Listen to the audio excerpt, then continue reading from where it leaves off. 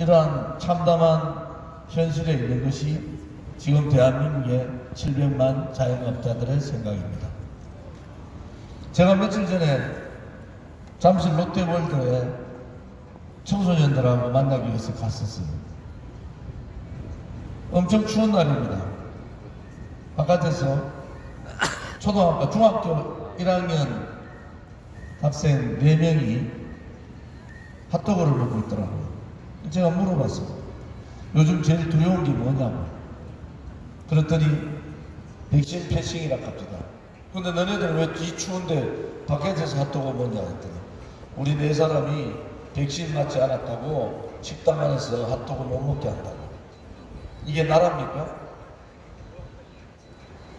이게 전 세계 자유민주주의 국가에서 이런 나라가 어디 있습니까? 대한민국 국민은 등산 갈 때도 혼자 등산 가는데도 마스크 끼고 다니는 분들이에요. 이렇게 착한 국민들, 이렇게 국가를 믿고 있는 이러한 국민들한테 이렇게 배신의 미를 때려도 되는 겁니까? 자영업자분들 일자리 창출의 최고 공신이잖아요. 정말 힘들게 한두 사람 혹은 대여섯 사람 알바생 구해서 열심히 사는 자영업자들한테 서민만 얘기하고 말만 뛰면 서민 얘기하던 문재인이 같은 자가 이렇게 그들을 배신하고 그들을 죽음을 모르면 되겠습니까? 그래도 나아지겠지 하다가 결국은 죽음을 택하고 있는 이 대한민국이 정말 나라라고 생각하십니까? 역대 정권에서 문재인 같은 그러한 지도자가 있었습니까? 국민이 다 무너지고 국민이 아파하고 국민이 갈 곳 없어서 힘들어하는데 해외 순방 가서 대한민국 국민을 생각하는 것이 아니라 종전선언하자고 떠들고 있는 이 팔푼 같은 이런 사람이 대한민국의 지도자입니다. 종전선언 안 되는 줄 알면서 유엔 가서 대한민국 K방역 거짓말하고 유엔 가서 종전선언 하자고 하니까 전 세계 지도자들이 저 사람은 저 나라는 이상한 나라다. 저런 지도자를 어떻게 가만히 두고 놔두냐고요. 우리 대한민국 자영업자들이 전 세계에서 제일 착한 분들 아닌가요? 우리의 젊은이들이 전 세계에서 제일 착한 사람들 아닌가요? 우리의 젊은이들이 제가 대학을 졸업한 지가 아주 오래됐지만은 제가 볼 때는 지금의 청년들이 가장 스펙이 좋고 가장 똑똑한 청년들입니다. 국가가 스펙 쌓으라니까 밤새워서 스펙 쌓고 정부가 뭐라 하니까 또 아르바이트 하면서 돈을 벌면서 힘들게 살아가는 청년들한테 이렇게 배신하면 됩니까? 언제 문재인한테 미래의 국가를 지 마음대로 열어가지고 해주라고 그랬습니까? 미래의 국가는 채워줘야 되는 국가이지 문재인같이 좌파들이 미래의 국가 마음대로 열어가지고 지 마음대로 돈 갖다 쓰는 데가 아닙니다. 지금 추경만 해도요, 노무현, 이명박, 박근혜 대통령 때 추경보다 더 많은 추경을 하고 있습니다. 국가 부채는 무려 배가 뛰었습니다. 그 돈 또한 누가 갚습니까? 저거가 펴먹기 위해서 포퓰리즘 한다고 전 세계에서 다 버렸는 신케인즈 이론, 유시민이라는 자는 요술자가 신케인즈 이론이 대한민국 경제에 제일 맞다고 그 떠들던 자는 어디 갔습니까? 그들이 신케인즈 이론이 옳다고 하면서 소득주도 성장, 최저임금 급속하게 인상시키고 52시간 근로제에서 나라가 어떻게 됐습니까? 그것이 국정농단이잖아요. 대한민국이 가장 빠르게 성장을 하고 자유시장 경제가 가장 안착되어 있는 대한민국에, 전 세계가 대한민국을 연구하고 있는 대한민국에 전 세계에서 한 번도 해보지 않은 소득주도 성장론 들고 와서 일자리 다 박살내고 소규모의 자영업자들이 가족기업 형태로 다 돌아서게 만드는 그 자들이 나라를 망하게 한 국정농단을 한 자들 아닙니까? 그래도 국민들은 그래도 믿었어요. 또 믿고 설마 국민을 버리게 하겠는가? 그런데 그들은 국민을 완전히 버렸습니다. 돈 있는 자들만 그들은 택했어요. 집 가진 자들한테 집 한 채 가진 사람이 죄입니까? 그들이 부동산 정책 잘못해가지고 집값이 올라서 세금을 때리는데 집 한 채 가진 사람 자기도 모르게 세금 올랐던 집값 올랐는데 그걸 불로소득으로 부른 이 좌파들, 부동산 정책 잘못해서 전세에서 쫓겨나고 월세를 가야 되는데 월세도 없는 나라를 만든 그들이 대한민국을 망하게 한 자들 아닙니까? 정제를 모르고 정책을 모르면은 그동안 위대한 지도자들이 만들어 놓았던 대한민국의 시장 경제를 지켜줄 줄 알아야지. 하지도 못하는 것들이 잘난 척하면서 대한민국의 기본적인 시장 경제를 다 무너뜨리는 자들, 그들이 대한민국의 지도자라는 자들입니다. 대한민국에 그래도 윤리 도덕이라는 게 있었잖아요. 문재인 정권 들어와서 수도 서울의 박원순은 성추행장에서 자살하고 돌아가셨어요. 오거돈은 제2도시 오거돈 시장은 성추행 걸리니까 치매 노인 노릇을 했어요. 문재인의 오른팔이라던 안희정도 성추행으로 감옥 갔습니다.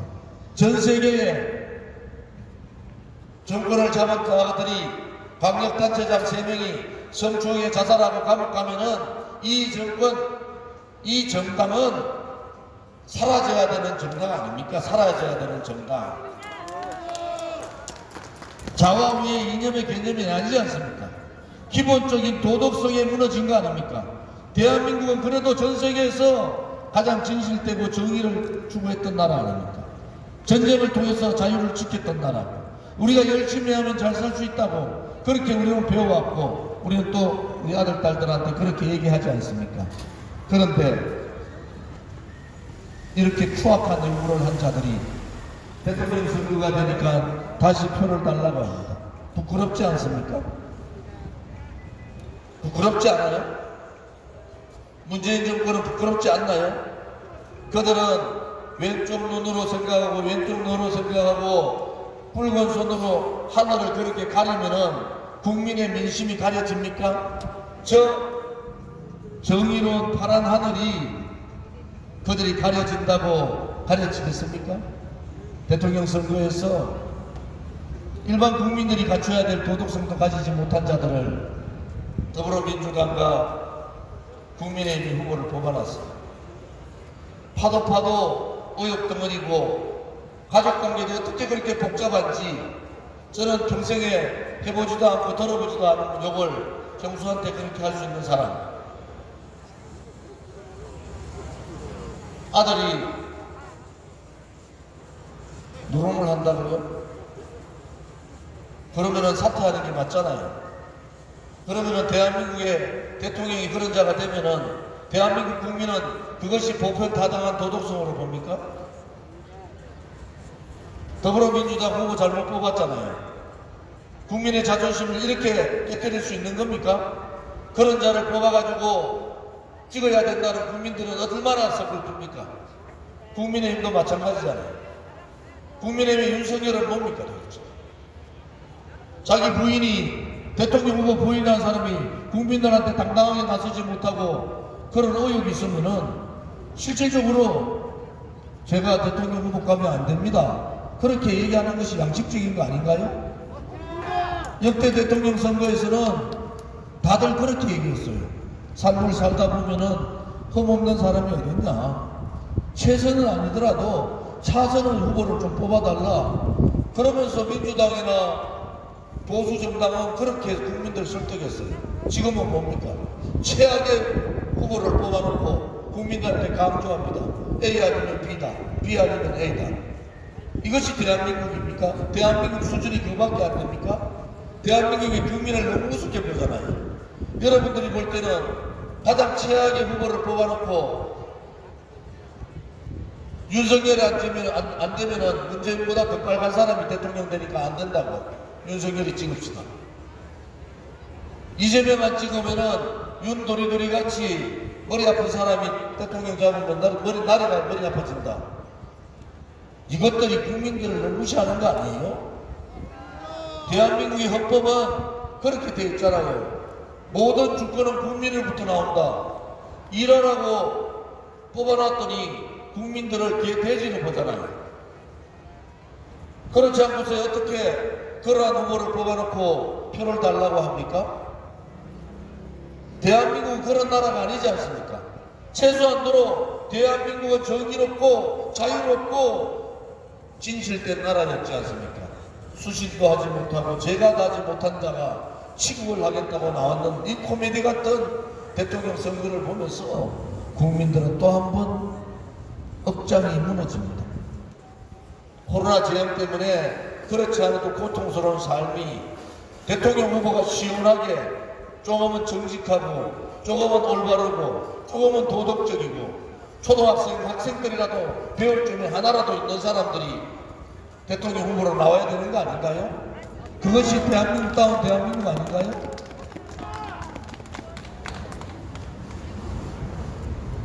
그러니까 사람이 대한민국에는 이재명이나 윤석열 정도밖에 안 되는 사람밖에 없는가요? 그렇지 않지 않습니까? 거대 양당의 기득권, 자기들의 권력 야유, 자기들이 나눠먹겠다는 생각, 국민을 세우더라도 민주당하고 더불어민주당과 국민의힘이 세우면은 어쩔 수 없지 않냐? 국민들이 갈 데가 어디 있냐? 찍을 데가 두 개밖에 없는데. 그것이 국민을 무시하고 오만한 태도 아닌가요? 우리는 거기에 저항을 해야 되는 겁니다. 국민의 모든 권리가 국민에부터 나오듯이 국민들이 거기에 저항을 해야 됩니다. 국민이 주인이라는 겁니다. 문재인이가 주인이 아니고 이재명이 주인이 아니고 윤석열이 주인이 아니라는 거예요. 국민이 주인입니다. 주인된 국민이 가만히 있으니까 그들이 마음대로 거짓말하는 거예요. 그들이 마음대로 국민을 속이는 거고 그들이 마음대로 거짓으로 나라를 이런 지경으로 만드는 겁니다. 이제는 헌법에 보장된 국민저항권을 발동해야 됩니다. 국민저항권은 우리같이 5년간 문재인 좌파 독재 정권과 싸우는 방법도 있지만 선거를 통해서 국민이 살아있음을 보여야 됩니다. 그것이 선거혁명이라는 겁니다. 누구도 양당의 눈을 돌리고 있을 때 우리는 올바른 길을 가야 된다. 우리의 선택이 옳은 길이고 여러분의 선택이 지금 살고 있는 2022년 우리의 삶이 아니라 여러분의 아들, 딸과 손자, 손녀들의 미래의 삶을 결정한다. 이렇게 돼야 되지 않습니까? 양당의 배라는 것은 여러분들 잘 아실 겁니다. 아까 말씀드린 대로 성적 무리를 일으키는 정당이나 나라의 국간을 열어가지고 자기 마음대로 돈 퍼주는 사람들이나 죽을 적인 자영업자들한테 목을 조우고 죽으라 하는 정부라 거기에 불법 거짓 선동 조작에 저항하지 못하고 굴종하는 지식이고 또 야당이나 그러한 자들이 국민의 주인된 대우를 하겠습니까? 여러분 이제 국민이 살아있음을 보여야 됩니다. 국민이 살아있음을 보여야 돼요. 너희들이 아무리 대한민국을 이 지경으로 만들고 너희들이 권력 나눠먹기에 또 국민을 속이고 부정부패 요즘은 10억도 돈이 아니더라. 말하면 50억, 5천억, 1조, 2조 대장동요? 이재명이 자기가 설계했다 그랬잖아요. 설계한 자가 공범이잖아요. 돈을 만든 자가 공범 아닙니까? 그래놓고는 불리하니까 이제는 대장동하고 관계된 사람들 모른다고요. 그리고 그 사람들, 핵심적인 사람들 자살했습니다. 아니, 300억 분의 1의 확률입니다. 이재명과 관련된 사람이 3명이 자살했습니다. 자살한 분도 있고, 의무사한 분도 있습니다. 그 확률은 300억 분의 1입니다. 여러분, 이제 불의에 저항해야 됩니다. 대한민국이 어려울 때 우리의 선배들은 지식인들 믿지 않았어요. 우리 공화당요, 언론방송이 다 감추고 있습니다. 우리는 지금 45만 당원에 우리 공화당은 60대 이상과 60대 밑이 반반 정도 됩니다. 전문대학교 이상 출신이 60%가 넘습니다. 그런데도 우리 공화당 제3정당인데도 언론방송 다 다루지 않습니다. 왜? 문재인 씨라고 부르는 그러한 정당은 우리 공화당밖에 없고 조원진밖에 없기 때문에 왜? 불의를 불의라 얘기하고 거짓을 거짓이라 얘기하는 것이 그것이 잘못된 겁니까? 부정부패하는 정치인들한테 부정부패하지 말라고 이제 세대 교체하자고 이제 정치를 바꿔보자고 사회는 다양화되고 전 세계가 다양하고 젊은들의 생각은 엄청나게 앞서가고 있는데 정치만 퇴보하고 있는 이 정치 근본적으로 바꿔보자고 이렇게 얘기를 하니까 듣기 싫겠죠. 더불어민주당이나 국민의힘 저를 제일 무서워한답니다. 왜? 매주 집회하는데 수천 수만 명들이 자발적으로 모여가지고 문재인 지지율 80%였을 때 문재인은 자유민주주의 체제에 태어나서는 안 되는 반동의 시대, 소위 말하는 좌파 독재를 할 사람들이다.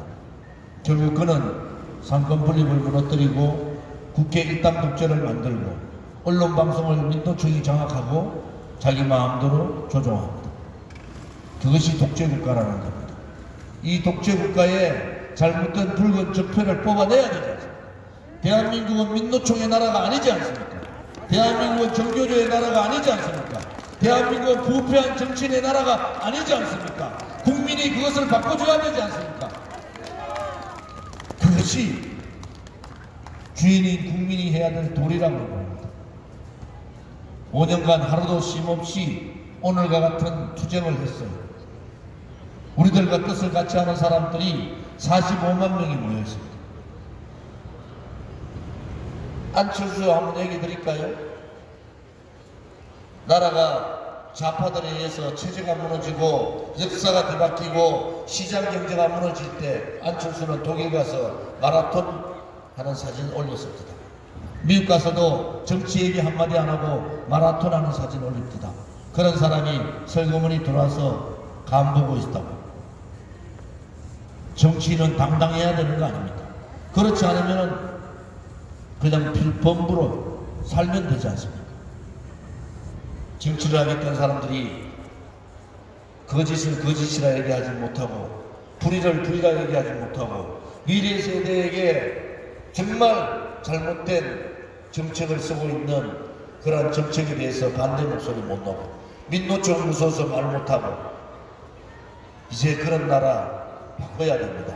우리 선배들은 전쟁을 통해서라도 그 나라를 바꾸고 지켰어요. 우리 선배들은 힘들지만은 허리끈을 맸습니다. 지금의 기성세대가 젊은 층들에게 무엇을 해주고 있습니까? 이제 우리가 깨닫고 나아가야 됩니다. 그것이 역사가 우리한테 내리는 책무고 국민의 명령입니다. 문재인보다 더 빨간 사람 대통령 되면 안 됩니다. 또 자기의 정체성이 뭔지도 모르고 자와 우를 넘나들고 있는 그런 부끄러운 사람 대통령 되면 안 됩니다. 이제는 오로지 국민만 바라보고 국민과 함께 진짜로 잘 사는 자들이 아니라 힘들고 가난한 분들을 대변할 수 있는 그러한 사람을 뽑아야 되지 않겠습니까? 저는 국회의원을 3선을 했는데도 서울에 전세 얻을 돈 없어서 서울에 집이 없습니다. 그런데도 왜 제가 당당합니까? 그것은 희생을 통해서 국민들한테 다가가기 때문에 그렇습니다. 희생하지 않는 정치, 희생하지 않는 정치인, 희생하지 않는 정당, 당당하지 못한 정권, 이제는 신물나지 않습니까? 우리를 위해서가 아니라 우리 아들, 딸과 손자, 손녀를 위해서 이 잘못된 나라를 바꿔야 합니다. 여러분들이 함께 바꿔주시기를 바랍니다. 우리는 묵묵히 또 그 길을 갑니다. 5년간의 투쟁에 또 5년이 걸린다 하더라도 한 사람의 사람이라도 그 뜻을 같이 할 수 있다면 우리는 50만, 100만, 200만, 1000만의 동지들을 만들어 나갈 것입니다. 정권 교체와 동시에 정치 세대 교체와 깨끗한 정치 혁명을 이뤄야 됩니다. 정치가 똑바로 잡히지 못하고 지도자가 올바른 사람이 나오지 못하면 아무리 경제가 발전하고 아무리 사회가 다양화된다 하더라도 그 나라는 불의의 나라가 되는 겁니다. 불의가 권력을 가지고 국민을 탄압하고 억압하면은 그 불의에 맞서야 되는 것은 바로 우리 국민들의 책무입니다. 다시 한 번 더 여러분에게 말씀드리겠습니다. 이제 국민이 주인인 나라를 만들어 주십시오. 국민이 주인인 나라를 만들어야 됩니다. 우리가 아니라 우리의 나라를 위해서, 지금의 우리가 아니라 우리의 미래 세대를 위해서 함께 대한민국다운 대한민국을 만들어 주실 것을 부탁드립니다. 감사합니다.